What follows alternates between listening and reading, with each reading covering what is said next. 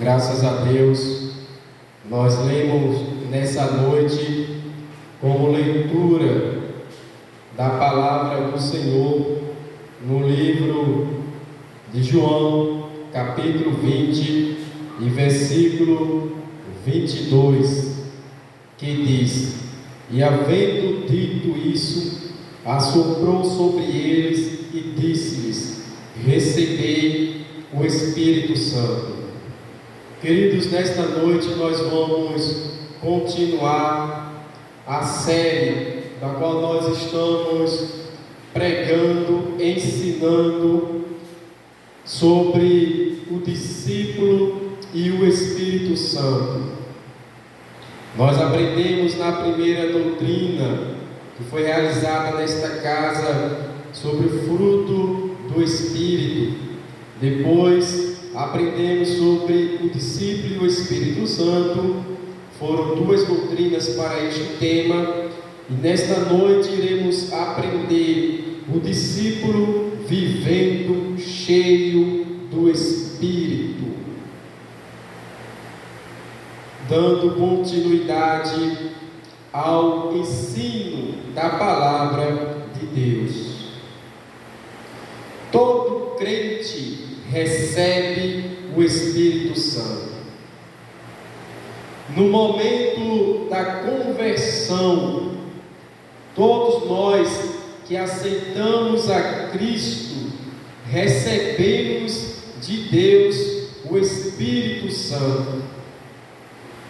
Como nós lemos no livro desta noite, como tema: Disse-lhes, pois, Jesus outra vez: Pai seja convosco, assim como o Pai me enviou, também eu vos envio a vós.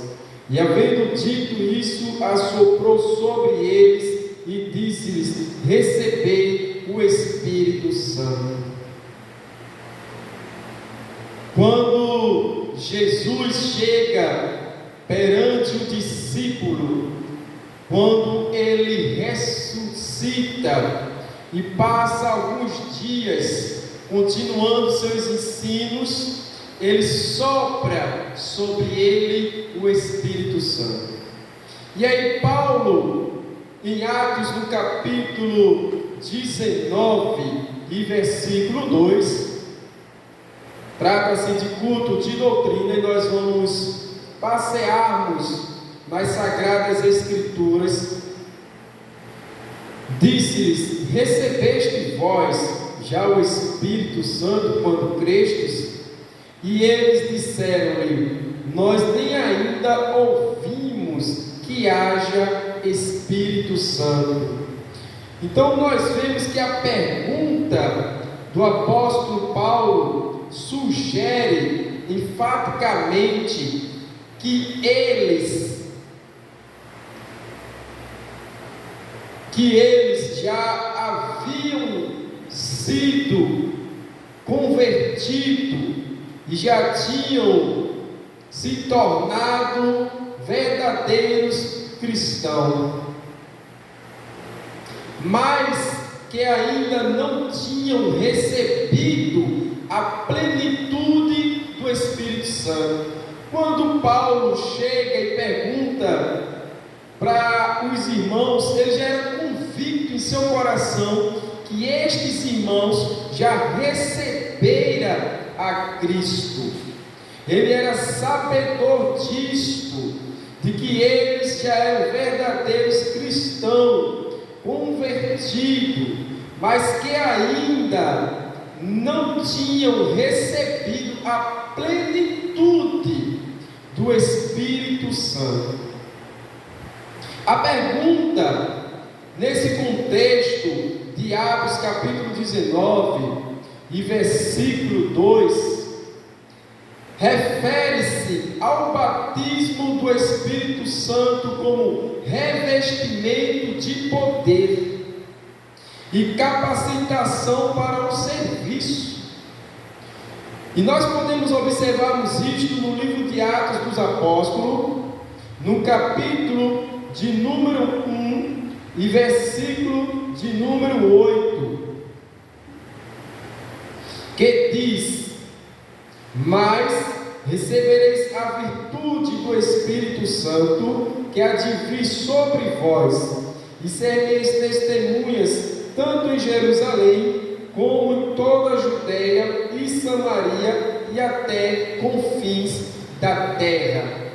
Já neste versículo, Jesus estava falando de um revestimento de poder. Não mais apenas o recebimento do Espírito Santo em sua vida, pois todos nós que aceitamos a Ele temos o Espírito Santo. Mas neste versículo e no versículo anterior de Paulo fazer indagação aos discípulos que com ele estava se falando aqui do revestimento de poder, que capacita o cristão para ser testemunha do Evangelho do Senhor e Salvador Jesus Cristo. Então nós podemos observar que este recebimento, este Espírito Santo na vida do cristão é como promessa e garantia da salvação. 2 Coríntios capítulo 1 e versículo de número 22 vai nos trazer clareza sobre o que nós estamos falando nesta noite. 2 Coríntios capítulo 1 e versículo 22 diz o seguinte: o qual também nos selou e deu o penhor do Espírito em nossos corações. Nós estamos aqui fazendo comparações nesta introdução sobre aquele que recebe o Espírito a partir do momento que aceita Cristo, que é justamente nestes versículos que acabamos de ler, que o Espírito Santo de Deus, ele é um penhor, uma garantia para o crente, e ao mesmo tempo as primícias da vida melhor com Cristo no futuro. E também estamos falando sobre o Espírito Santo como forma de revestimento de poder. Pois bem, o que é o penhor? É um objeto de valor a se dar como garantia de dívida ou empréstimo. Esse versículo que nós lemos em 2 Coríntios 1 e 22 diz que aquele que se chega a Deus, ele recebe o Espírito Santo como um penhor. Como eu dissera, penhor é algo que serve como garantia. Explico melhor.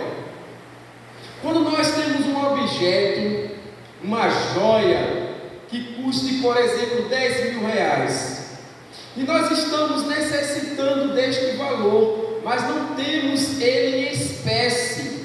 Então vamos ao banco, conversamos com um gerente e dizemos a ele: olha, eu preciso de um empréstimo, e como penhor, como garantia de que eu vou vir aqui novamente pagar por este valor do qual eu estou recebendo, eu estou deixando esta joia, que é no valor daquilo que eu preciso. Então o banco retém esta joia, que se torna-se um penhor, como garantia de que aquela pessoa vai retornar, pagar o empréstimo solicitado e pegar de volta a sua joia. O que isto significa na nossa vida cristã é que Deus coloca o Espírito Santo em nós como este penhor. Ele diz para cada um daqueles que se chega a Ele, que um dia nós iremos morar no céu, pois pertencemos a Ele. E como garantia de que Ele vai tornar a nos buscar, aí Ele coloca dentro dentro de cada cristão que reconhece Jesus como o Salvador da sua vida, o Espírito Santo. Então compreendamos que o Espírito Santo, em forma figurativa, é este penhor do qual Deus coloca ao nosso benefício, ao nosso favor. Então nós temos a certeza de que Deus vai vir buscar aqueles que o reconhecem em sua vida, porque a igreja do Senhor tem dentro de si o Espírito Santo de Deus. Então ficamos claro e entendido nesta noite que todos, exatamente todo cristão, ele tem o Espírito Santo na sua vida, independente de falar em novas línguas ou não. Mas vamos também compreendermos o que é o revestimento de poder. E aí, como se recebe o batismo no Espírito Santo? Como é que eu busco a presença do Espírito Santo como um revestimento de poder em minha vida? Através da oração. E aí nós podemos observarmos isto no livro de Atos dos Apóstolos. Queridos, como se trata culto de doutrina, nós temos que andarmos pela palavra de Deus. Temos que sermos como os irmãos bereanos, do qual vai se ouvindo e vai conferindo com as Escrituras. Atos dos Apóstolos, capítulo 1, versículo 14. Diz o seguinte: todos estes perseveravam unanimemente em oração e súplicas com as mulheres e Maria, mãe de Jesus, e com seus irmãos. Aqui se fala que nós temos que vivermos em uma vida de oração, de perseverança, para que o Espírito Santo de Deus nos revista, para que o Espírito Santo de Deus, ele nos capacite cada dia mais. Não somos merecedores disto, não somos, mas é a graça de Deus que há na vida de cada um de nós. Então, como forma de buscar a capacitação, o revestimento do Espírito Santo em nossa vida, é através da oração. E ainda, dentro do tema principal, João 20 e 22, quando diz: recebei o Espírito Santo, a outorga do Espírito Santo por Jesus aos discípulos no dia da ressurreição, não foi o batismo no Espírito Santo, como ocorreu no dia de Pentecostes.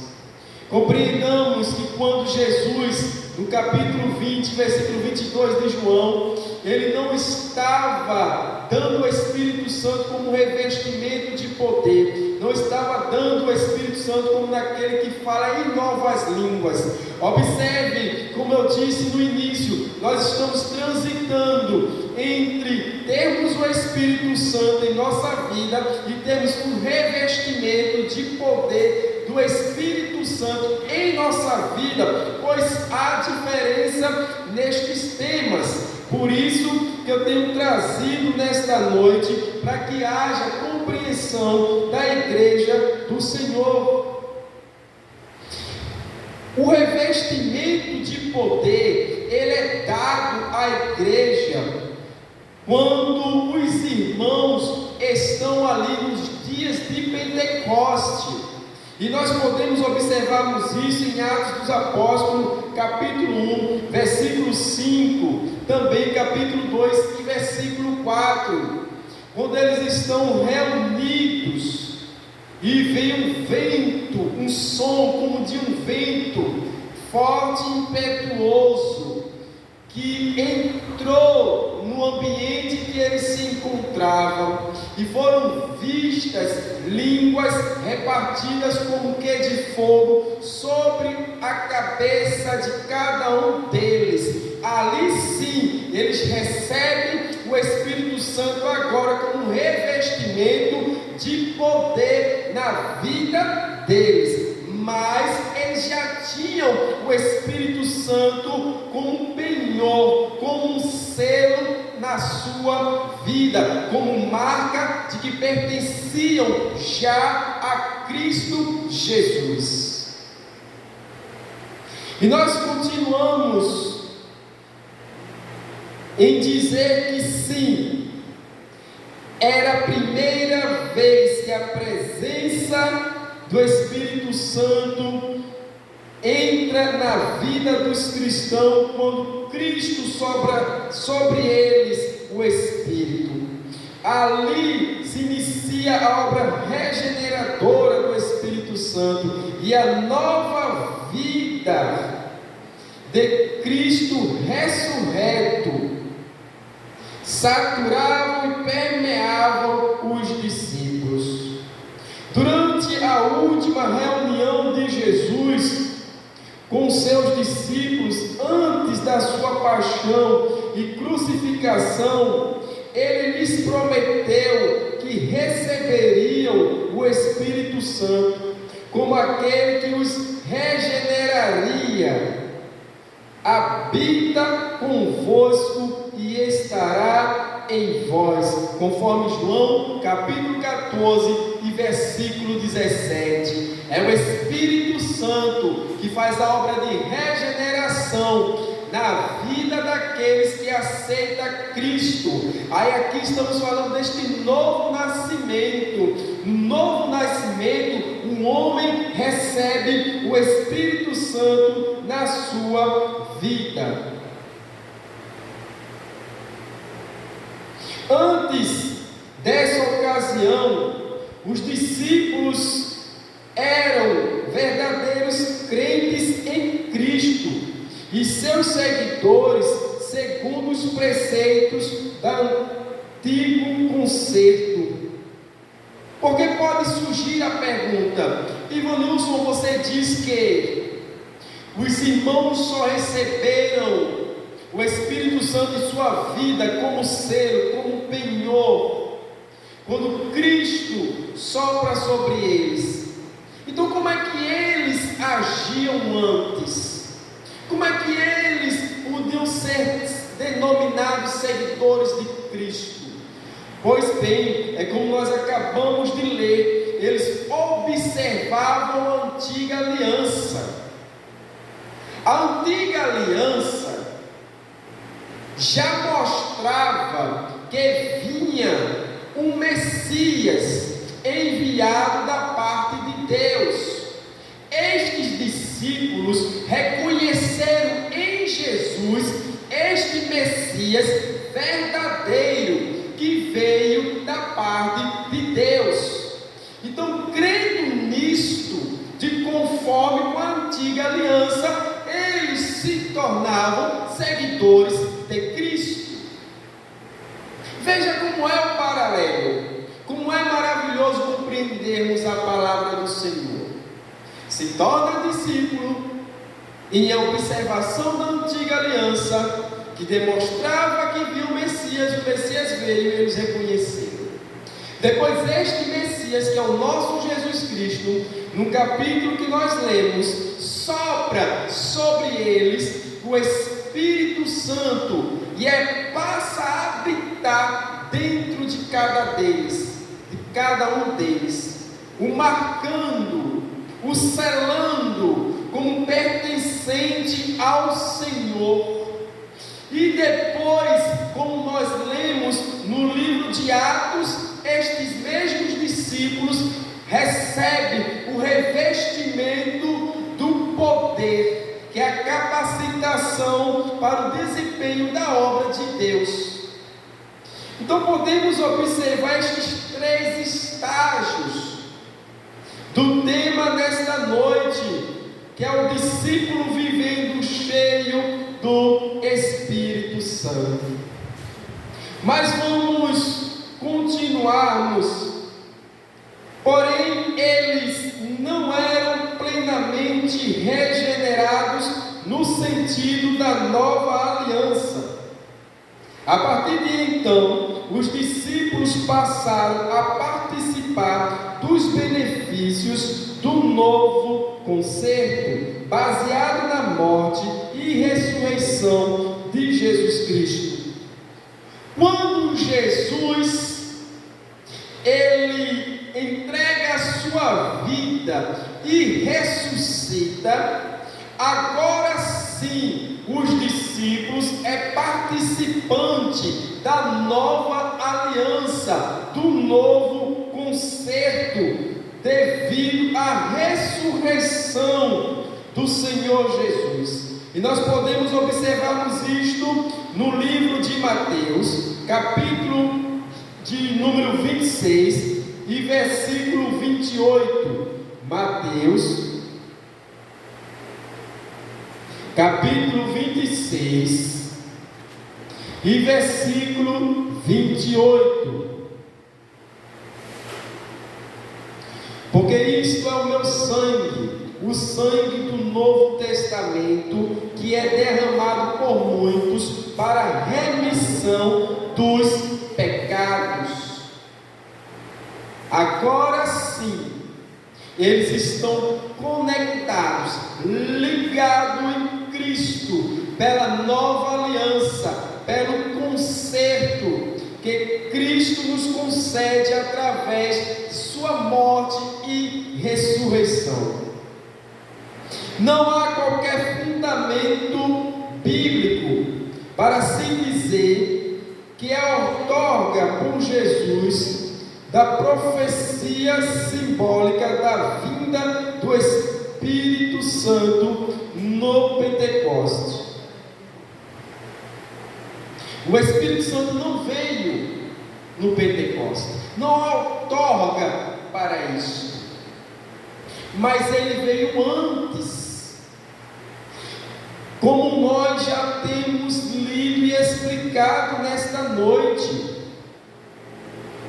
No capítulo 20 e 22, é ali que Jesus sopra o Espírito Santo. A igreja precisa compreender e distinguir isto.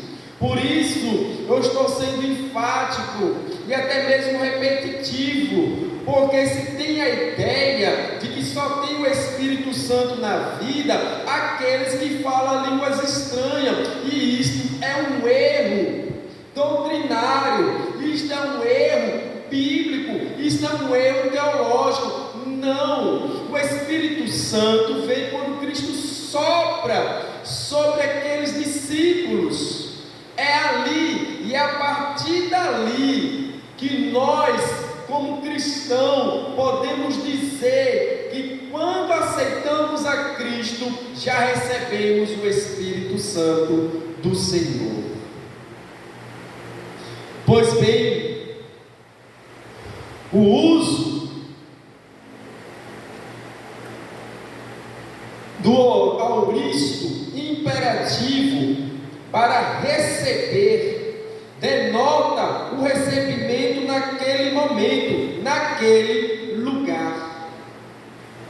Nós estamos usando esta palavra de receber como demonstração do auristo, que deixa claro que é naquele momento que Cristo sopra sobre eles o Espírito Santo, que passa a habitar dentro deles.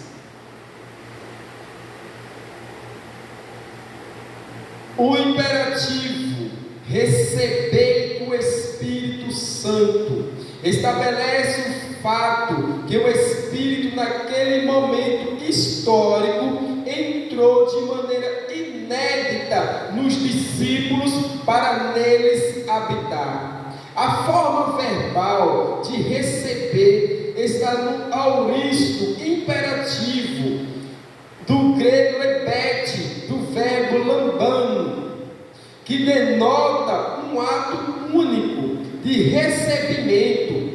Este recebimento da vida do Espírito Santo antecede a outorga da autoridade de Jesus para eles, bem como do batismo no Espírito Santo, pouco depois, no dia de Pentecoste, conforme Atos capítulo 2 e versículo 4.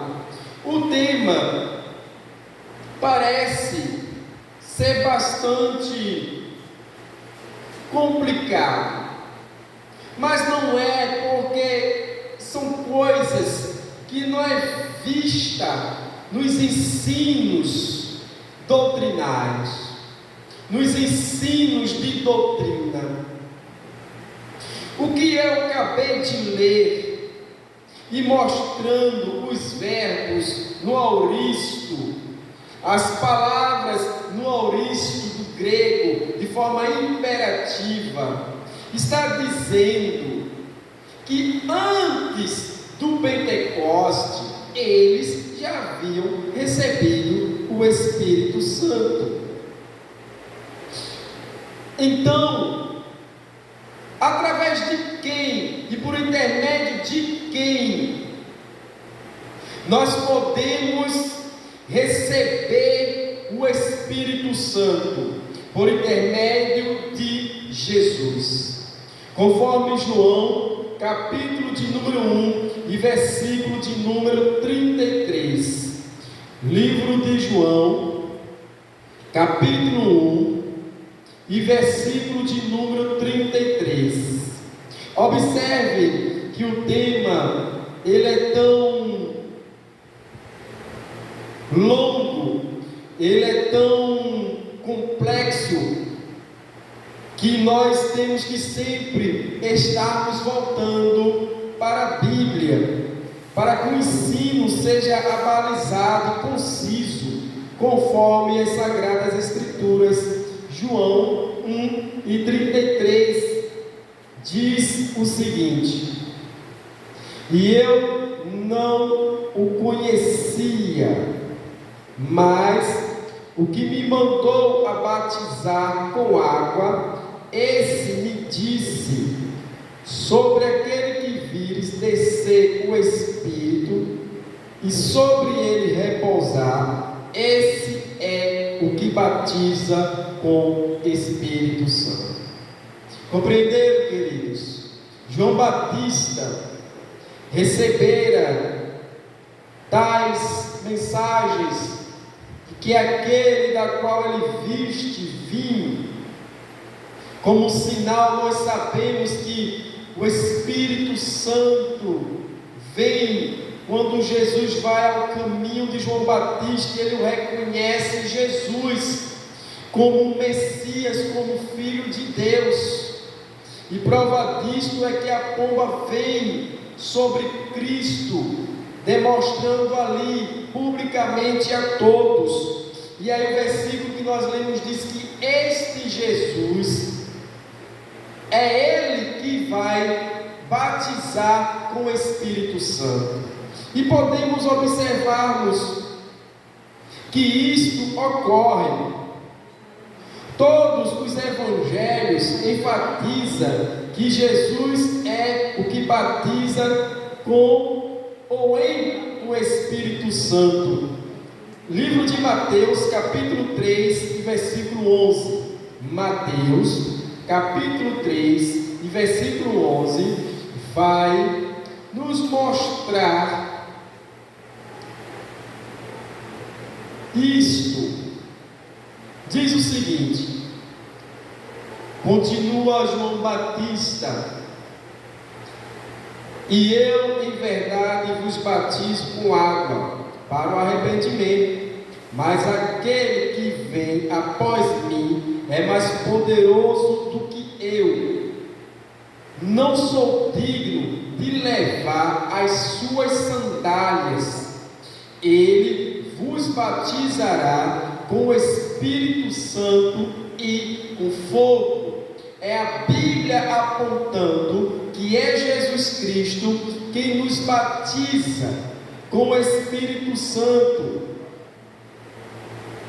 Este batismo seria um sinal e a marca dinâmica dos seguidores de Jesus.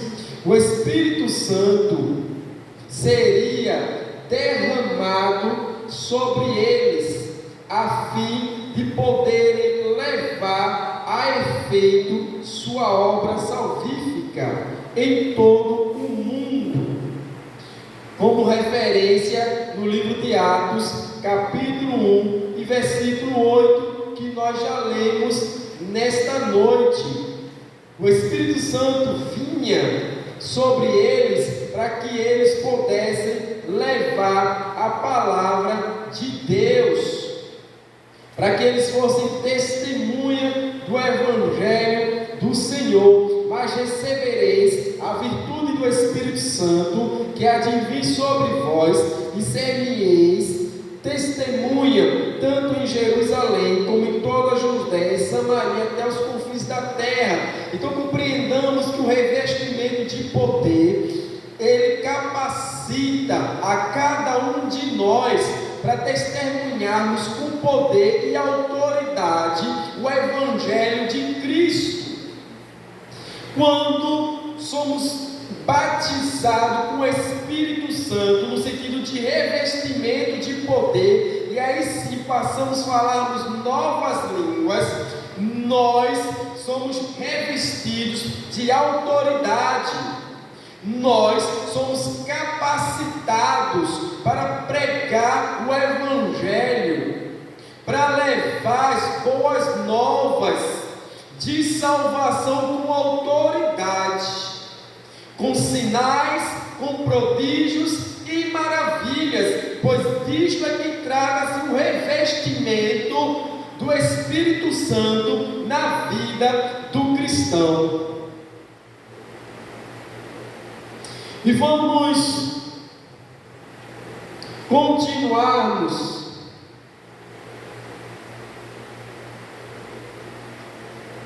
o que é batismo no Espírito Santo. O que é esse batismo no Espírito Santo?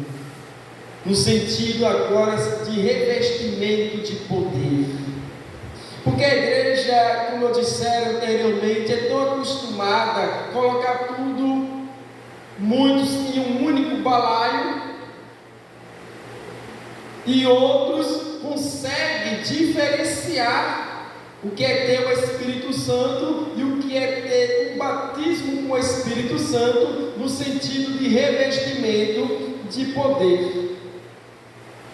Então, o batismo no Espírito Santo é uma promessa do Pai. Foi Deus quem prometeu nos revestir do seu Espírito, e nós podemos observarmos isto no livro de Joel, capítulo 2, versículo 28 e 29. Joel, capítulo 2, versículo 28 e 29, diz o seguinte: e há de ser que depois derramarei o meu Espírito sobre toda a carne, e vossos filhos e vossas filhas profetizarão, os vossos velhos terão sonhos, os vossos jovens terão visões, e também sobre os servos e sobre as servas, naqueles dias derramarei o meu Espírito.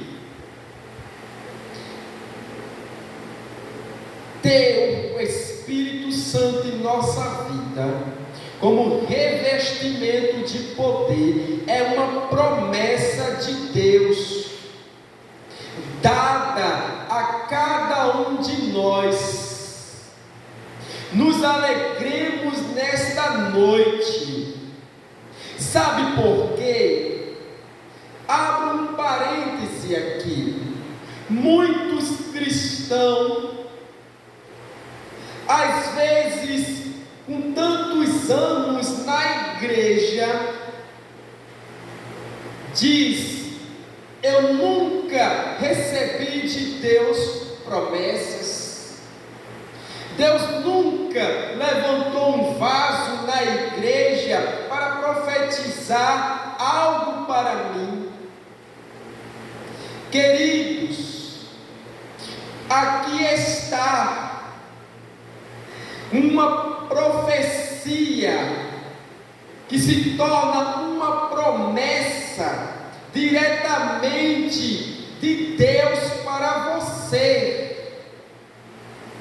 Portanto, nesta noite, pare com isto de dizer que Deus não usa ninguém para trazer uma profecia para mim, pois o próprio Deus, no livro de Joel, conforme nós lemos nesta noite, no capítulo 2, versículo 28 e 29, Ele deu esta profecia, e é uma promessa que segue até hoje para mim e para você, que Ele derramaria do seu Espírito Santo como revestimento de poder em nossa vida. Portanto, você tem de Deus profecia, você tem de Deus esta promessa. Louvado e engrandecido é o nome de Jesus. Dito isto, fecho este parêntese. Nós vimos que é uma promessa, pois o Espírito Santo, no Antigo Testamento, ele agia de forma diferente aos dias de hoje, e em alguns aspectos é semelhante à atual dispensação. Observe o que foi lido. O Espírito Santo ele não mudou. O Espírito Santo ele é o mesmo, mas ele tem as suas maneiras de agir e de operar.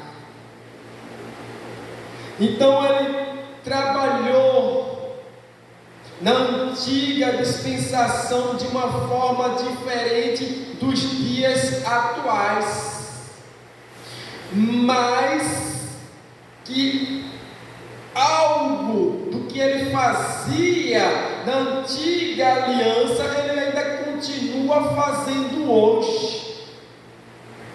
O Espírito Santo no passado, ele não vinha sobre todos aqueles que serviam a Deus, não. Ele não habitava dentro daqueles que reconheciam a Deus, como ele habita hoje dentro do cristão.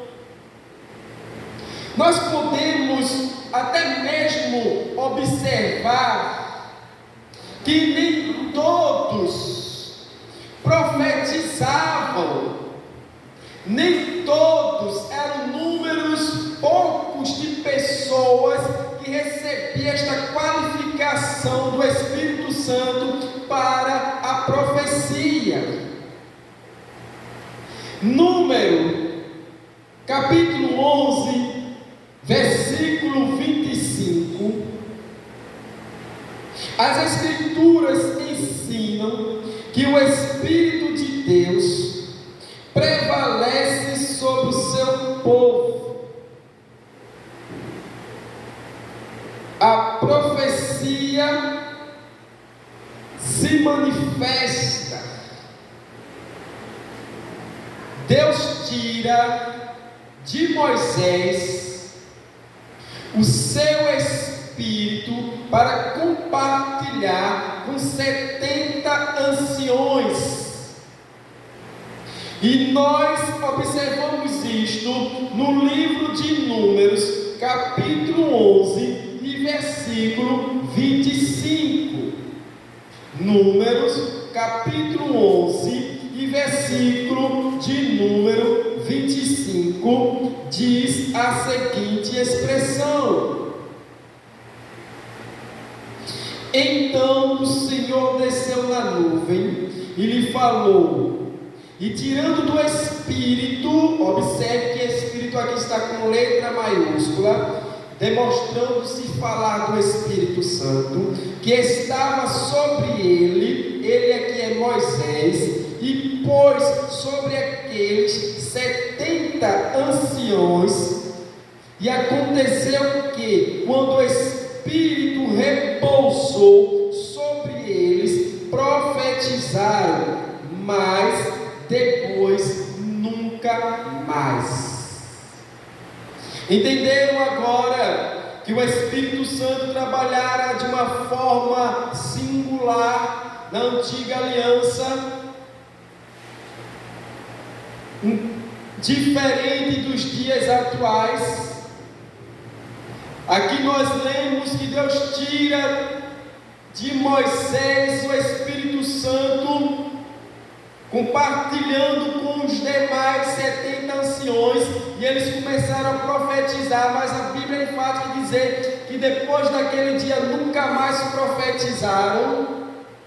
Observemos hoje que com o Espírito Santo como revestimento de poder na vida da igreja, milhares de cristãos profetizam, não apenas uma única vez, mas diversas vezes, pois receberam o Espírito de profecia em sua vida. É sobre isto que nós estamos aprendendo nesta noite. É sobre o derramar do Espírito Santo na vida da igreja, como revestimento de poder. Nós podemos vermos ainda em 1 Samuel capítulo 10, versículo 5 e versículo 6. 1 Samuel capítulo 10, versículo 5 e versículo 6, diz as Sagradas Escrituras: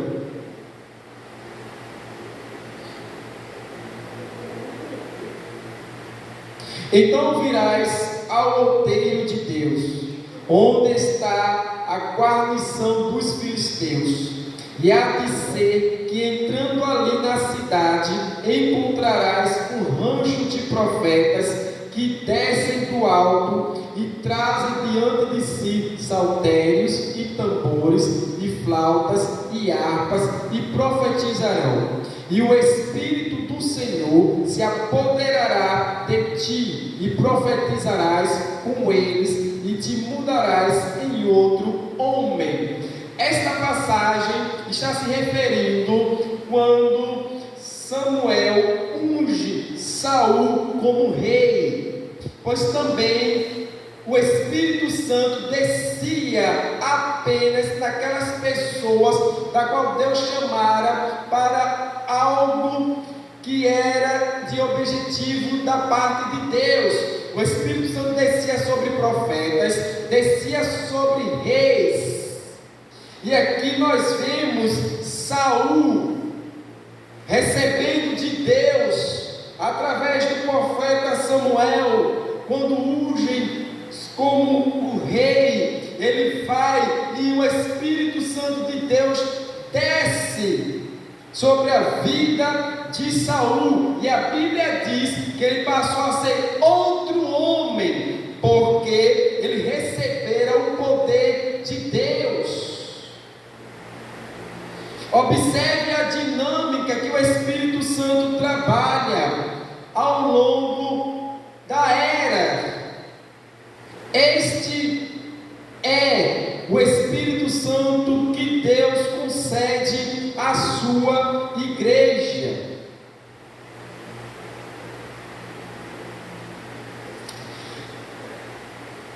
É um revestimento de poder.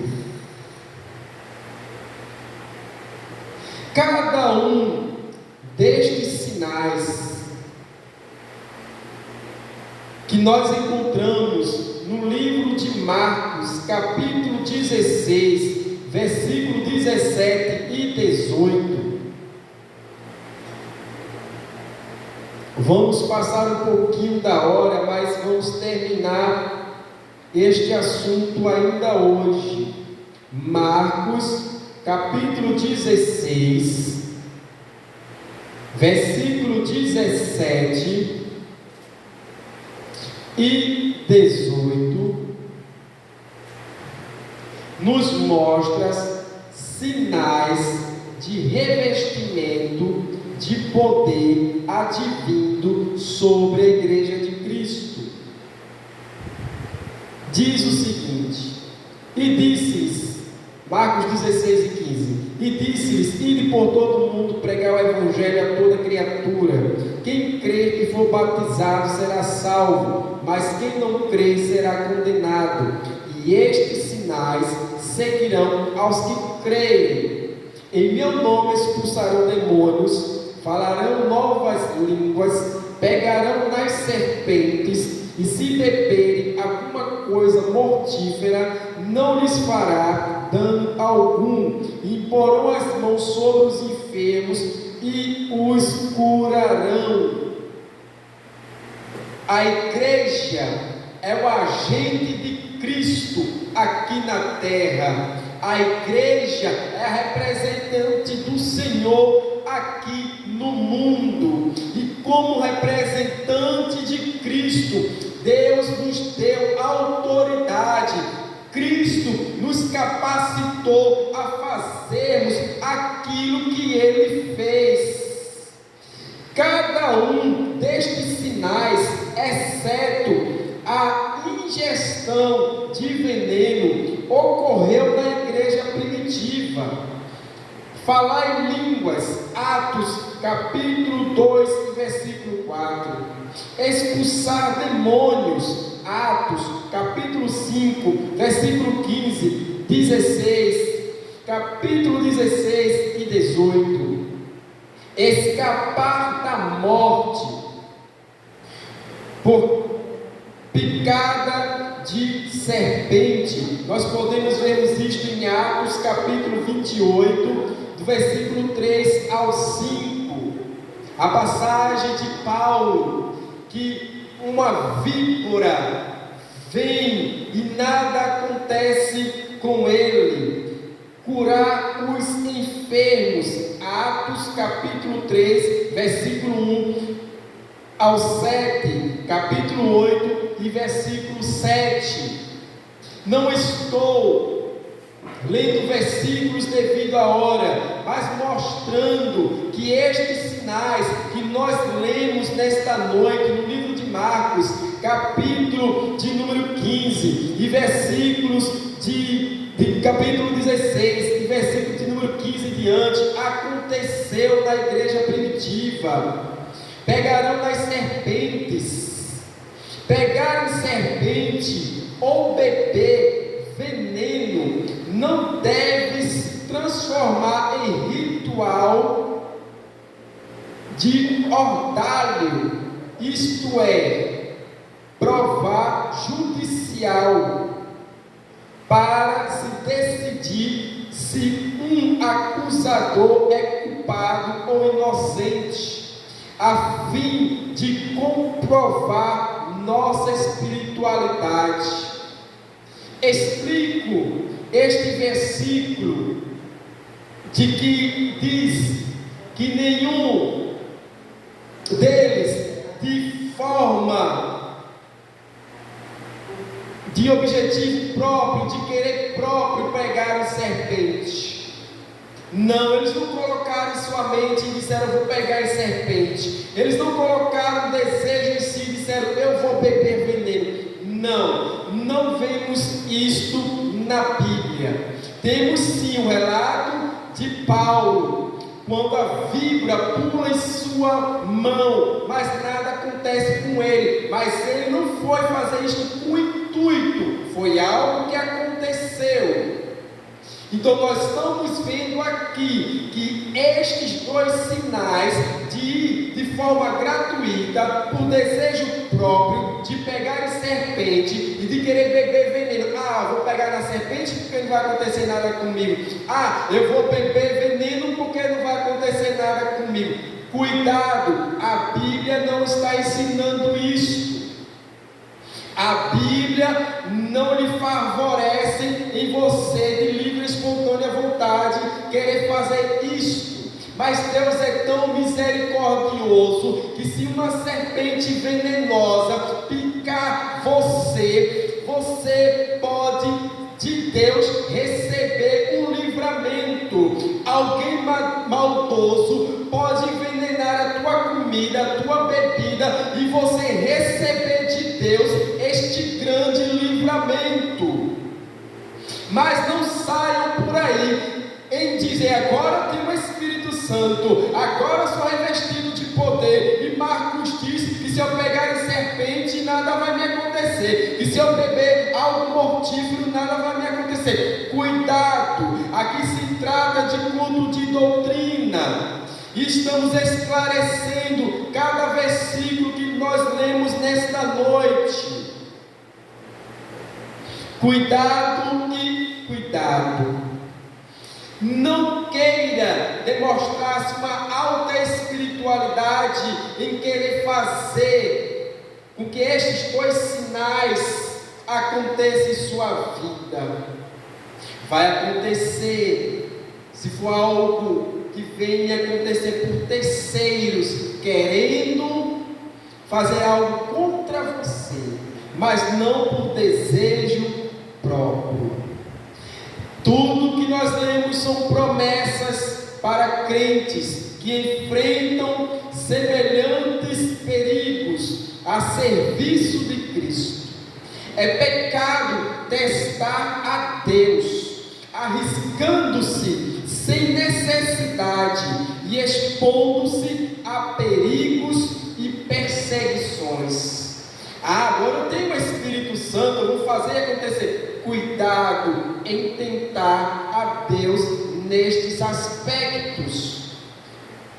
E nós podemos observarmos isto no livro de Mateus, capítulo de número 4, versículos 5 ao 7.